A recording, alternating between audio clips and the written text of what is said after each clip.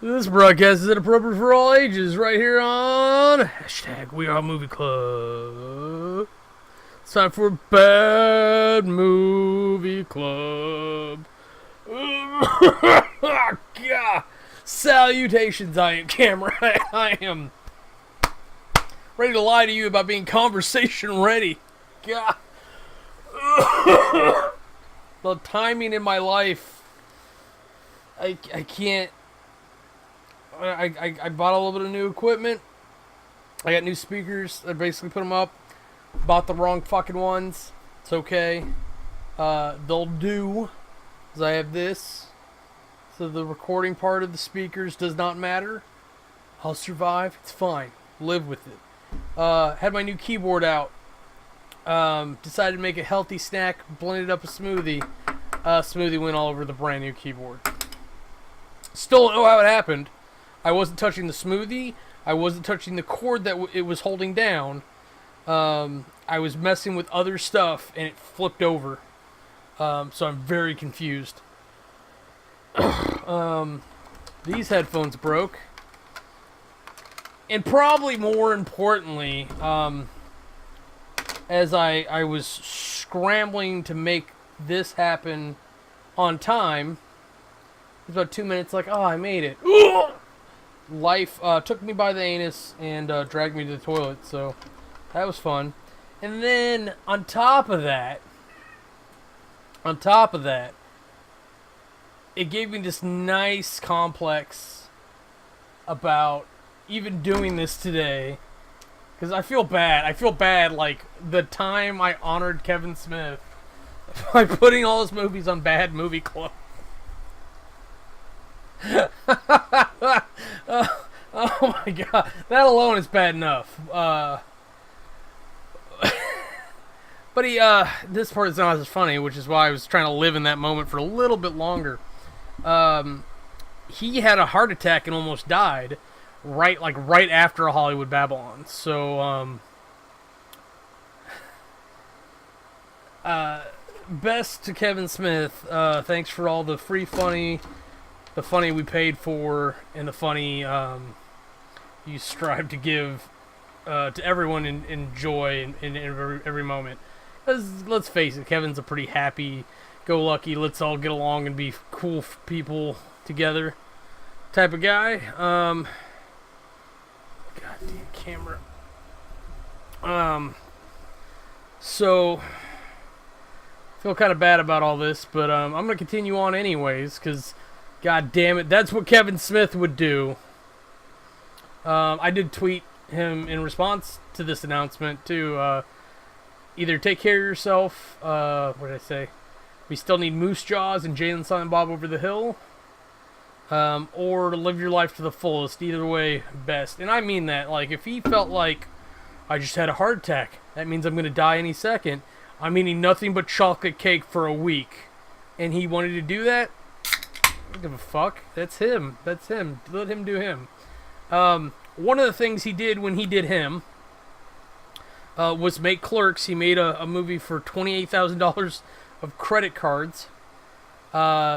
He managed to weasel his way in with Miramax. I think he almost killed Scott Mosier in the process, he said. But through Mallrats and Chasing Amy, and of course, Dogma. Now this one they gave him a budget. They gave him a $10 million budget.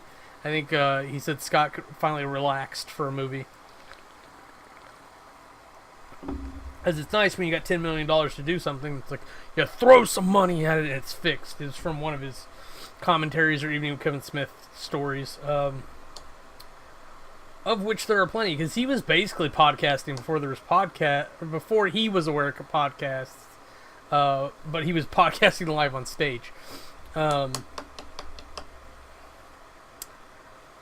I should probably have my show notes up. It's the one thing I don't have up. Dogma. I probably don't need the show notes for this. I've watched this movie quite a few times. I definitely recommend it. This is a hit. Not a skip. However you want to say it. It does jump around a little bit because Kevin Smith, especially in this, like in the Jay and Silent Bob saga, has like this habit of bouncing between scenes, similar to how you would watch a sitcom, which is fine because it's probably where he got a lot of his like visual entertainment growing up, was like watching The Tube.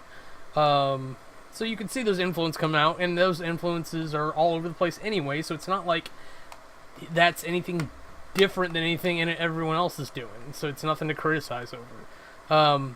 It just makes taking notes a little difficult because it's like unnecessary screen change or unnecessary screen change, and it's not that the screen changes are truly unnecessary. They're unnecessary for the notes that I'm taking, trying to remember what's going on, because a lot of his movies are dealing with really, really good conversation. And so there are conversations that extend past one scene, or they bounce back and forth between scenes, and the conversation stays true. Or it stays the focus of the topic. And I don't think they did a lot of screen jumping. So the whole beginning, too, it's like we introduce all the players, because he actually does a good job of establishing. There's John Doe Jersey getting jumped by the hockey goons, Cardinal Glick revealing Buddy Christ, Matt Damon talking to a nun at the airport, getting her to renounce her faith. I'm sorry. That actress was fucking awesome. She was bouncing around in the back of the scene for a while there, and it's a really great concept. Just, it's like, hey, nun, there's no God. Here's why. And it's like a really kind of well-argued point of view for the walrus and the carpenter being like kind of the reasoning. So it's really funny to see that scene over. Like, I think there was one day back in the day that like I just kind of watched the beginning a couple times because it was like, I really like this part. I'm gonna watch it again. So Loki, Matt Damon is playing Loki. He's meeting his pal Ben Affleck by the name of Bartleby. As if you couldn't guess. This is weird. Because it's just like real life, right? Son of a bitch. Sorry, I'm just realizing maybe I can't actually fix this just for the sake of how the wiring is. Yeah, I don't know why you glue it to the plastic. Fuck. I just have to toss these. I try really hard to not waste things, but I'm probably just gonna have to get new ones if. I'll find better ones, I guess. I don't know. Sorry for that distraction. Oh yeah, so we go through that. They're having this really informative conversation full of exposition. They're talking about not having an anus, not having a dick, which is a great way to start the movie. And this is like their first establishment of like any main character of any kind is with these two. So it's like we've got a dickless analyst murder spree enthusiast that has talked to God personally, because at this point there's nothing that really establishes that they're angels, other than maybe the fact that they've talked to him to God personally, or if you recognize the names as holy in some fashion. Loki's normally more well associated with Norse mythology. But it really kicks off well. We go to the church filled with the apathetic, the abortion clinic with all the you kill babies, those guys, and then the Catholic. It's almost like a joke. A Catholic and a Jew walk into an abortion clinic. What do you think they say? A hell of a lot of customers today. I don't know. I'm not an on-the-spot comedian. I can't write jokes on the fly. You give me a day, maybe. Or talk to me tomorrow. Maybe I'll have one. I won't say take a day, but we'll see. But we have this whole establishment of Bethany as lost romantically and religiously, and while Bartleby and Loki have an obvious mission, a quest, a goal, if you will, Bethany has a lack of purpose, which is actually almost more important for establishing a hero, a protagonist, really, because they have something to fill, something to rebuild. It's a there are words for this, inundated quest or something like that. Inundated need. It's more natural. It's where Loki and Bartleby are like on their current pathway, and they're going to chase a benefit, which is very much a villainous aspect. Like, oh, gain. What can I gain? Bethany's looking to like restore something, and then of course, as things are happening to her, the voice, Alan Rickman, which I was so happy to find today when I was looking for Rage and a GIF on Twitter. Good old Alan Rickman, gray hair, but still Alan Rickman doing a table flip. I was like, oh, I miss you. Let's do this. So he shows her his non-tick after she douses him with a fire extinguisher, changes her bat to a fish. They teleport to a Mexican eatery down the street while she's still in her underwear. He doesn't have tequila, technically. But I love the idea of angels getting drunk and then, like, they dare to give God the finger, and then God's just like, never again. And he decreed. So, interestingly enough, the way the rules work is Metatron can drink the tequila, but he has to spit it out. And, God damn it. He could choose to drink it anyways and defy God, and thus unmake existence, because that was the whole point of Lucifer, is that Lucifer became a fallen by raging against God for the throne. Like, that was the whole point of, like, the whole story, right? Whereas, like, later on, Loki references to Bartleby later that he sounds like the Morning Star, like, he sounds like Lucifer, he's raging against God, but whereas Lucifer wanted to rule the heavens, Bartleby's actually looking to unmake existence, which he kind of comes into really late in the game, after, like, it's like, oh, I see this new toy. This new toy's mine. It has my name on it. Hey, what are you doing with my toy? Give me my toy back! And it's very much like that kind of petulant child behavior. Oh, God. Stupid fucking you now and shit. No, I can't do anything. Nothing right ever happens for me these days. I'm just thankful to be indoors. That'll probably change. So, like, part of all these stupid conversations that these bro angels have, they're talking about getting back in God's good graces, even though they're about to go through the archway and have all their sins forgiven. So essentially it's a reset, right? So you would think maybe that would include their banishment too, but who knows?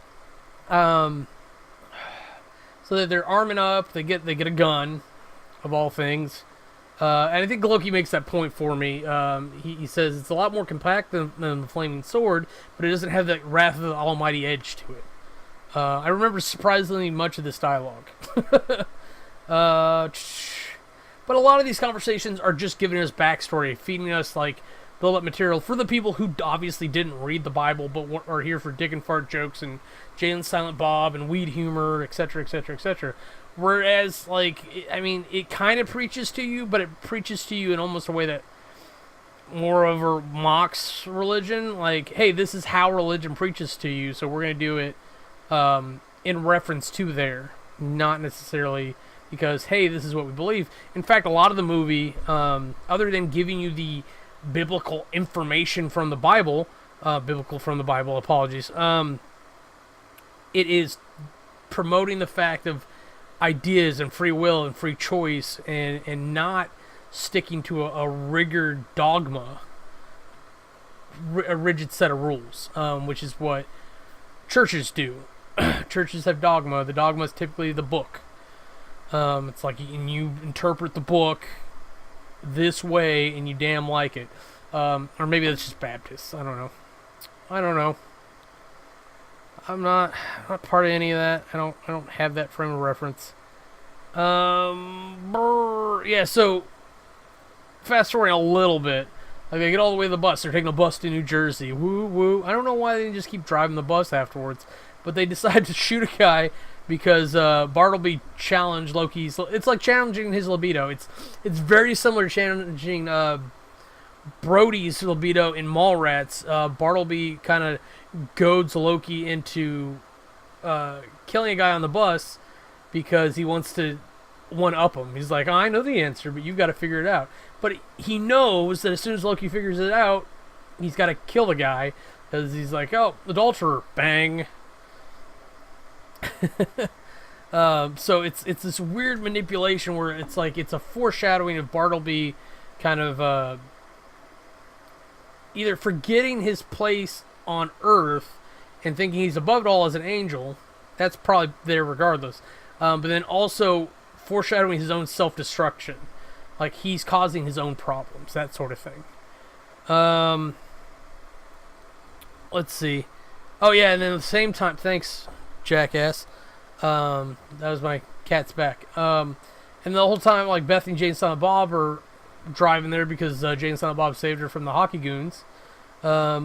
Jay ruins her car. She starts yelling at him about not fucking her. And then Chris Rock drops out of the sky. It was one of my favorite lines for quite some time. It was like, he's like, guys like us don't just fall in the sky, you know. And then Chris Rock drops naked with like a note on his ear. I don't know why he had the note, honestly. Because it wasn't... Maybe it's like his one possession that he got to take to Earth. Or maybe it was relevant to the proof of his being. But immediately he's just like, naked big titty women don't just fall from the sky, you know. And that's a dick and fart joke if ever there was one. But maybe not in the true sense, but still, crude humor. It's just the way he delivers it is fantastic. And then, like, even after she sees him naked and, like, they take a moment to look at his dick together, she asks him if he's an angel. No, whatever. The hockey goons actually fail to attack, and then they do, like, a rip in space to teleport back to Azrael, who I don't think we ever get his fucking name until, like, the end of the movie. I don't think at any point Jason Lee says, like, I, Azrael, command thee, or anything like that. And the hockey guys don't talk, so there's no one to give us his name until Serendipity recognizes him. But yeah, so Chris Rock is playing a dead guy, the 13th apostle left out of the Bible for being black. That becomes a whole thing. And then, like, there's the joke about Jesus being black, and so if Bethany's the last descendant, the last scion, the last descendant of Jesus, or Jesus' parents, however you want to say that, that she's part black. And I'm sorry, spoiler alert, all those motherfuckers were Middle Eastern, probably Jewish. Suck on that. Knowledge. And that's a good example of knowledge ruining a good joke. Because I can't enjoy it because I'm just like, no, they were just Jewish. So anyways, there's the board member scene where Loki and Bartleby come in and kind of like give him like this scary speech. And I don't know why, what it is, but Bartleby like gets to go in there and give a grand speech, and Loki kind of gives like a creepy speech. I don't know. And then he gets to kill everybody, which I'm sure is what he was all amped up to do. And Bartleby doesn't kill anybody. He just is kind of like a condescending dick about it. But he keeps Loki in check, because there is the one innocent in the room, which is funny. I still want to know what was so bad that it was worse than all the other board members stuff together. I want to read that blog. Whatever that tweet was that he whispers in his ear. But so Rufus has like the hard task of like rallying the heroes to continue on their journey and whatnot. And so in the process of that, he trips homophobia and Silent Bob of all people by telling Che that he masturbates more than anyone on the planet. Sometimes he's thinking about guys, which shocks Silent Bob. So they end up going to a strip club, which who knows how they found them after that. But Serendipity's a stripper on stage, like doing very little from the look of it. I'm not saying Selma Hayek doesn't have a body to be a stripper. I'm not saying that she doesn't work it like on the day-to-day. I'm just saying in that scene, that stripper was not doing a lot. It was just kind of like, what about you? What about you? And it's because, and it has to do with inspiring people, which probably takes more energy out of you than you think. But of course, the moment of truth comes. The rubber poop monster, the Golgotha, which was actually a cool, like, little bit of lore to throw in there. All the like when you kill people, essentially they evacuate their bowels, and all that excrement gathered into a demon, essentially, and became the Golgotha. I love that whole thing. And then it's punchlined by Silent Bob spraying with deodorizer. Knocks strong odors out. Oh, it's fucking funny. It's good shit. So, of course, because they were slain, people, Bartleby and Loki, are missing out on the bus. So they all end up on the train together. So we finally have this crossroads. And I don't know, I always enjoy a crossroads story.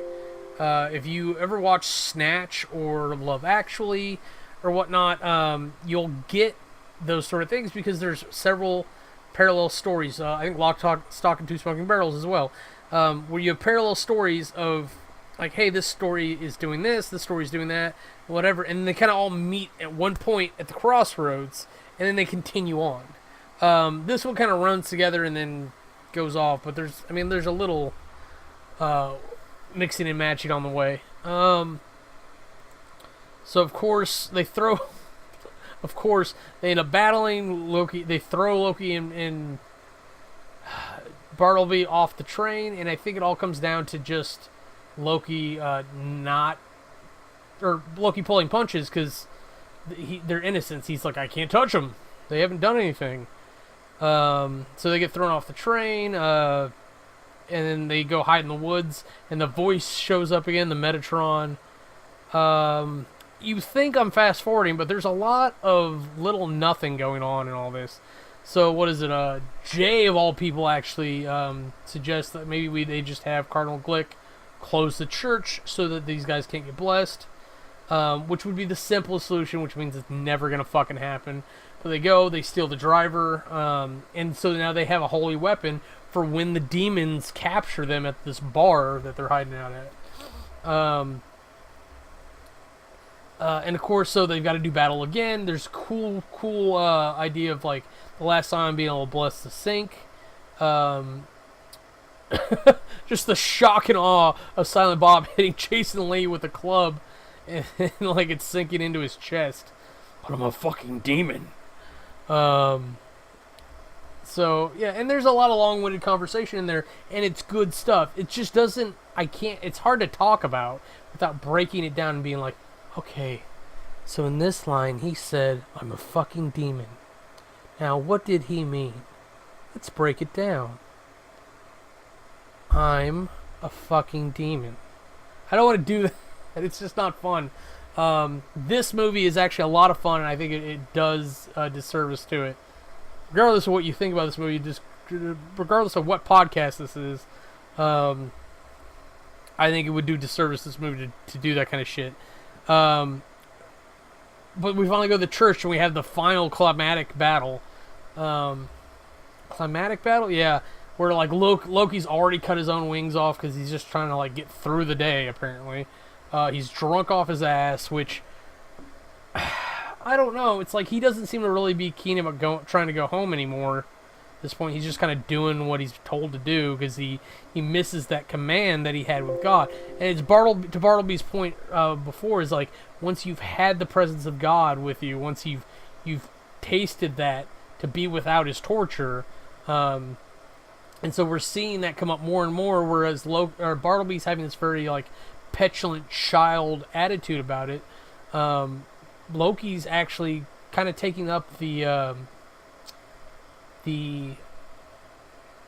soldier's perspective, where he's like I just want to be commanded again. I want to receive thy orders and march forward on your behalf. Type of fealty type thing.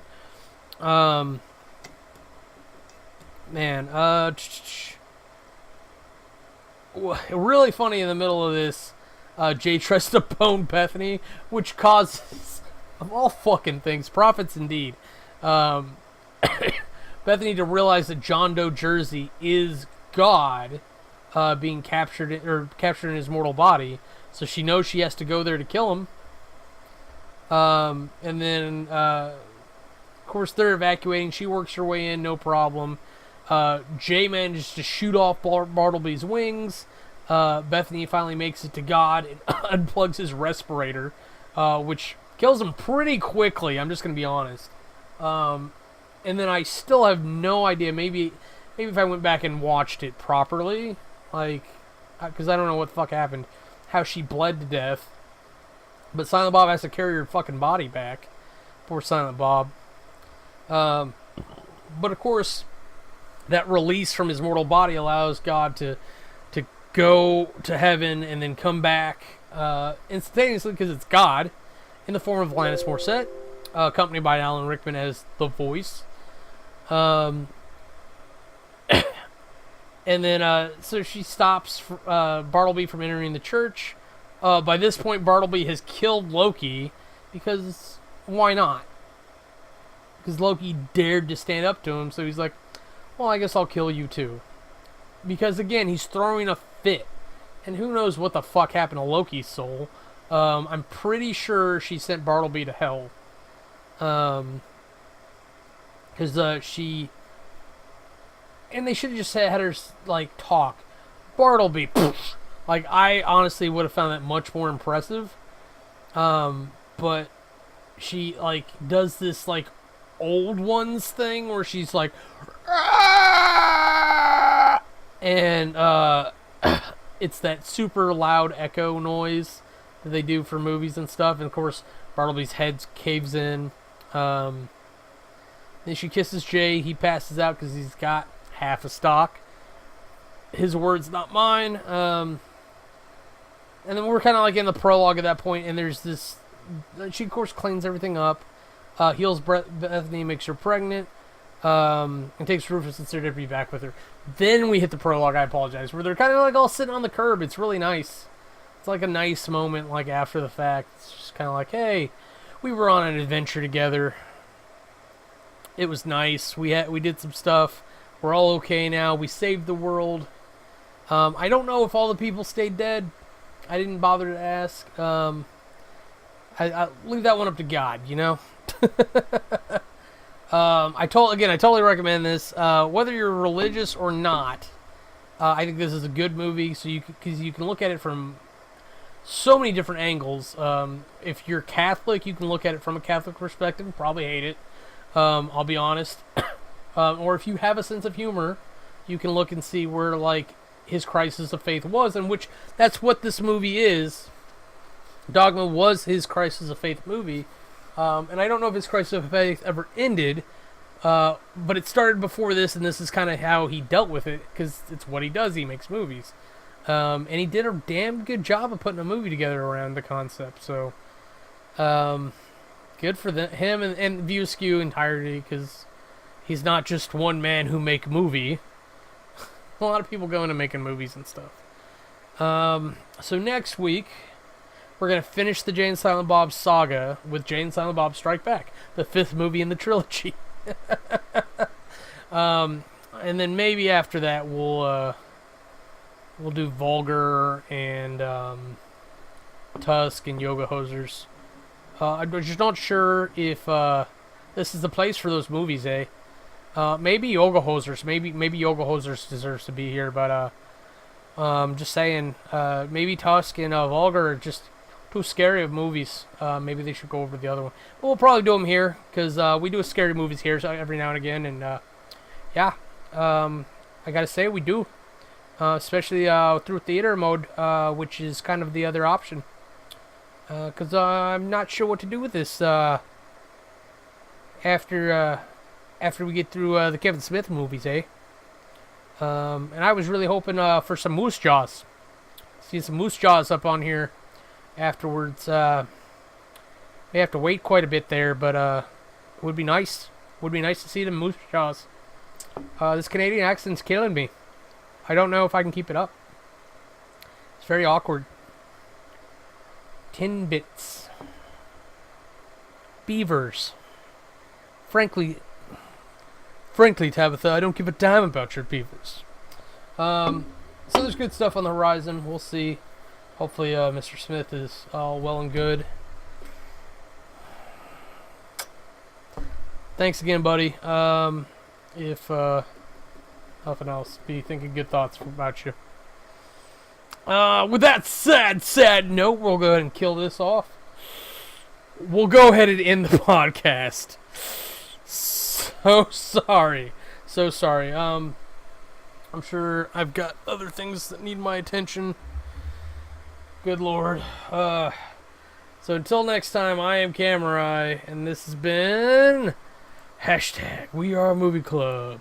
Bad Movie Club. If you want to see anything else we're up to, go ahead and click the annotations and they'll take you to our other channels. Thanks for watching.